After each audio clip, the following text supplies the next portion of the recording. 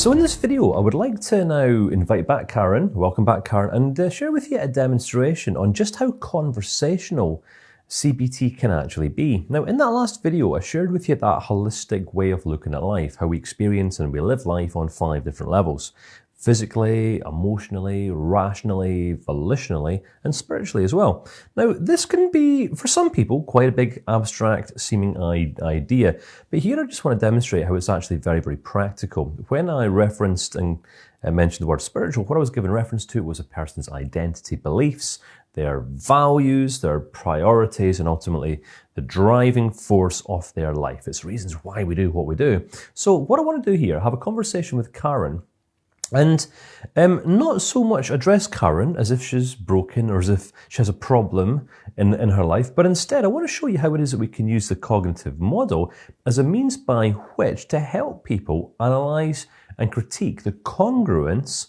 of the goals that they have in their life. Now, I want to share with you, I've used CBT-based practices in executive settings over the years. I've worked with, high-performing CEOs and executives and business-like people.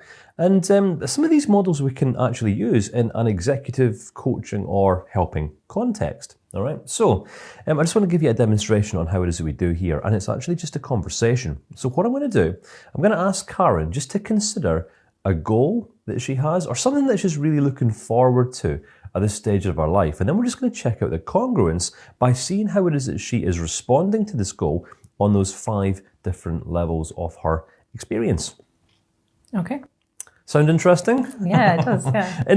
Interestingly enough, this is something I'm really going to encourage you to, as soon as this demonstration's finished, go and phone a friend or a family member or something like this and practice this on them, right?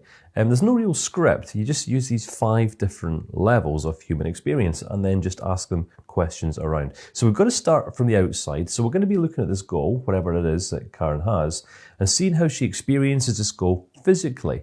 The purpose of this exercise, just so you're aware, is about helping people to just become more aware of themselves and tap into those 5 different levels of experience, because sometimes people will enter into this kind of default mode of doing life where they might be inclined to more just live life in this emotional realm or in this rational realm. Remember the wise mind model earlier on, where some people just live life rationally or just emotionally. Some people spend their whole lives focusing on their physical bodies.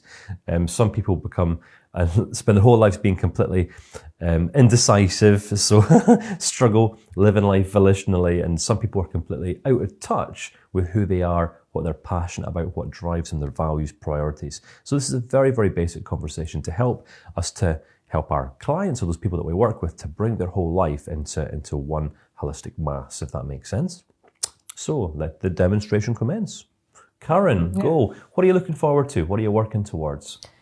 I mentioned previously about wanting to expand my social network of friends and intimate connections. So you want to expand your network of friends, social network, all this kind of thing. Yeah, and I'm looking forward to that for different reasons, but I'm quite passionate about it. So you're looking forward. What does this mean? I'm looking forward. I'm aware that I'm going to be a mum within the next year or 2. You're going to be a mum? Yeah. And I'm looking forward to having a family and close-knit people round about them. Okay. So I very much want to create a good surrounding for that family with good connections, good relationships. It's like you want to create a good surrounding, kind of like a solid base, something like that. Yeah. Okay, cool. So this is your goal. Seems like this is quite a positive goal. It's something that you really want to make sure you're not going to have any blocks between here or there. So we want to be making this goal, this vision that you have, as compelling and as vivid as what we possibly can. So it's going to be easier for you to actually take the action steps that are required to get you from where you're at to where you ultimately want to be. Okay, yeah. Yeah? Yeah. Now this is important because CBT is goal-focused, remember? Solution-focused, goal-orientated, and collaborative by nature, all right? So much of the work we do with our clients is always going to be just conversationally based when we're resolving issues and looking at perspectives together.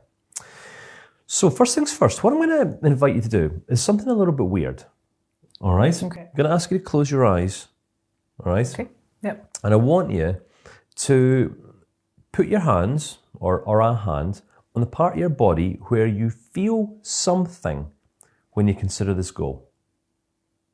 If you really focus on this goal, you really think about it, you really imagine it, even kind of put yourself in this place, fast forward 12 months, 2 years where you're actually there, and see if you can actually step into this goal. You've done it, you're there, you're living it out. Yeah. Where do you feel it? It's here, it's in my stomach. It's in your stomach, right, cool, okay. So you feel this, just keep your hand there. Just keep your hand there, right. So this feeling is in your stomach. Yeah. It's a feeling, all right? Yeah. But you're feeling it physically, aren't you? It's like a physical sensation going on. It's like kind of warm and fuzzy. It's all warm and fuzzy. I wouldn't expect anything different, Karen. A warm, fuzzy feeling. Okay, fantastic. So I just want you to just describe, all right, how this feels physically. Just physically. Warm, fuzzy. How does it feel? Just as many words as you can use to define this sensation in your physical body. Kind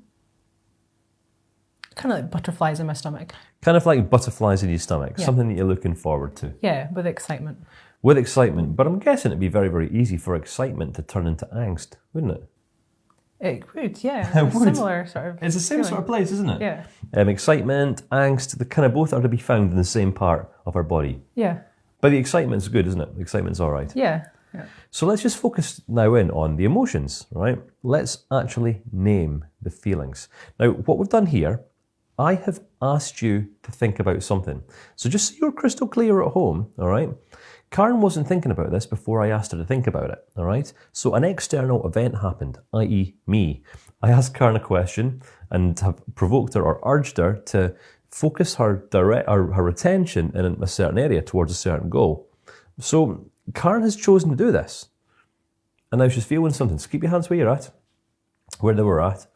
And now, what are you actually feeling here? What emotions could you name? What you're actually feeling? Just the words. Fulfilled. You're feeling fulfilled. Yeah. And what's causing you to feel fulfilled?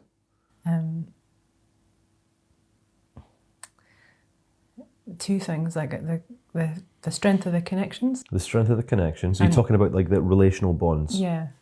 And knowing that I'm making a difference. And you know that you're actually making a difference. Yeah. Okay. I can only imagine this is quite affirming for you. Yeah. It is. Yeah. So how does this feel? I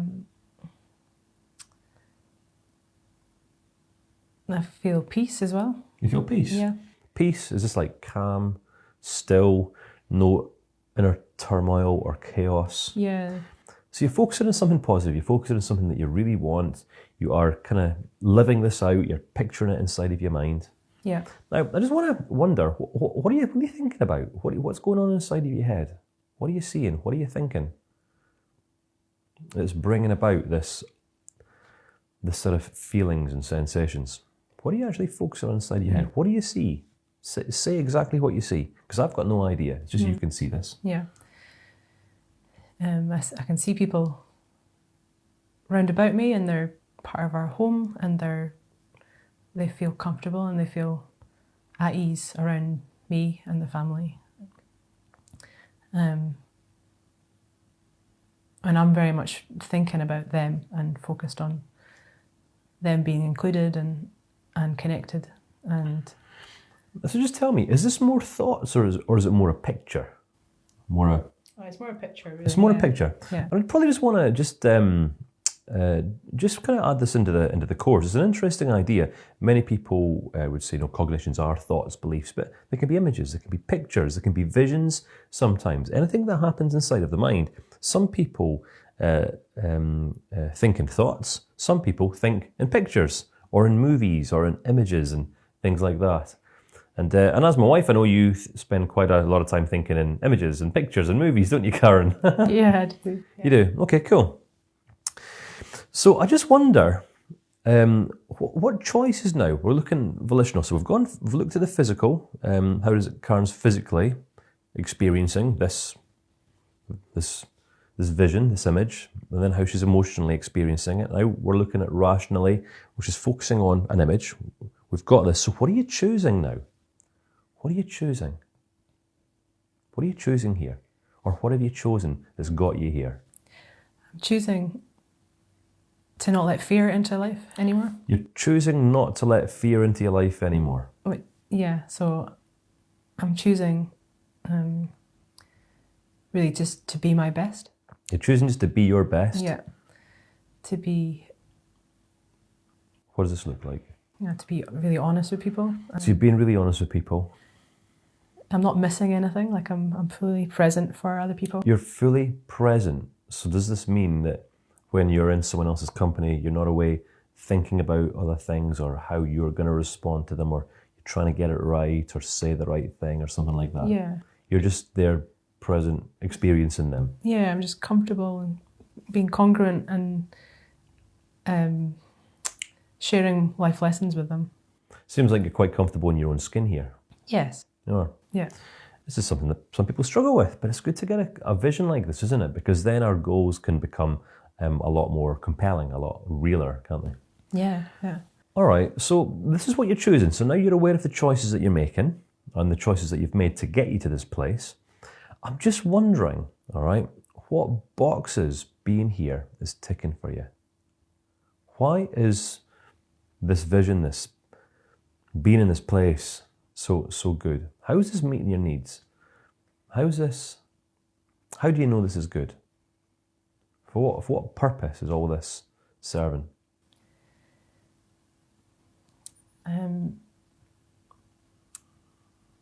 It's really ticking the connection box. It's ticking the connection box. Connection's something that you want. Is this something that you want or something that you need? It's something that I need. Yeah. Something that you need. So if I was to ask you, just to consider your life as a whole, and if I was to say to you, right, you can never have any connection again for the rest of your life, would life be worth living? No, it would be so lonely. It'd be so lonely. Oh dear. Well, let's not think about that then. Okay, so basically what we're talking about, what we've just done here, we've identified how it is that this image, this picture, this goal is actually meeting your needs on a values level, on a real kind of spiritual level, isn't it? Yeah. I think there's another one as well. Like I'm feeling really secure. You're feeling really secure. Yeah. What's prompting this? It's not really based in anything outside of me, but I'm feeling secure within myself. You're feeling secure within yourself. Yeah. Okay. And what's kind of provoking this? Because I'm not questioning myself or how I'm being for people. You're not I'm just being authentic and being real with people and giving to people, and I'm not holding back in any way. So you're not trying to be you. You're just being you. Just being myself. Yeah. It's an interesting idea. You're not trying to be you. You're just being you. That is interesting. Okay. So what I'm going to ask you to do now is just open your eyes, come back, all right, and just share with all the good people at home what this process was like. Now, I know we have created not so much a worksheet, but more of a template, haven't we? And just if you want to practice this in someone at home, it just more kind of gives you the starting point and the sorts of questions that you want to be asking the person that you're working with to get them from experiencing their goal or their vision on the physical, right through to their emotional, rational, volitional, and then their spiritual core. You know, what needs or values this goal was meeting at a core level, if that makes sense. Yeah.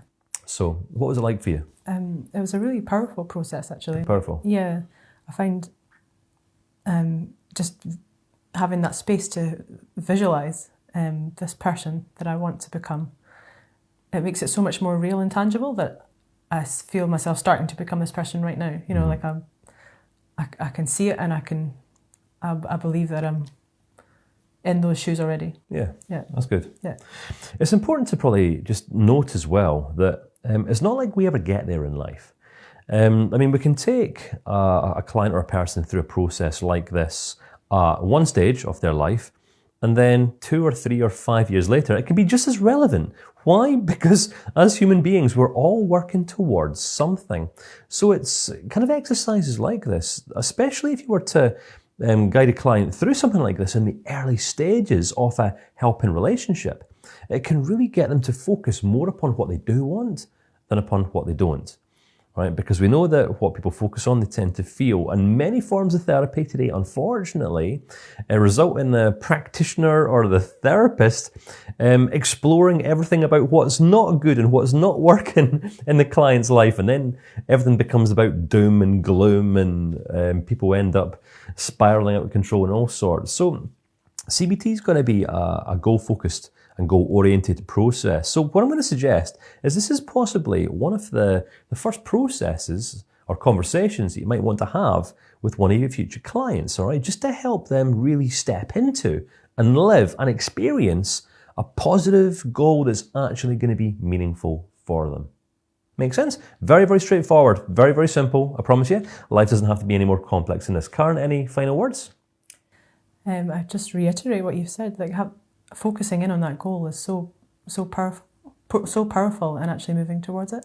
It's powerful, isn't it? Yeah. And it is good to have this kind of vision for our lives. If we don't have a vision for what we want, for where we want to be, we can sometimes end up stagnating or just going round and round and round in circles where we're at. Come on, friend, what's true for us is going to be true for many of our clients as well. All right. So, I hope you've found this demonstration useful. Very, very easy process. But listen, go and practice this on someone right away. Granted, this is a video-based course, all right? But the more you put into practicing these processes, the permanently better you're going to become. So I hope you've enjoyed this, and we'll see you again in the next clip.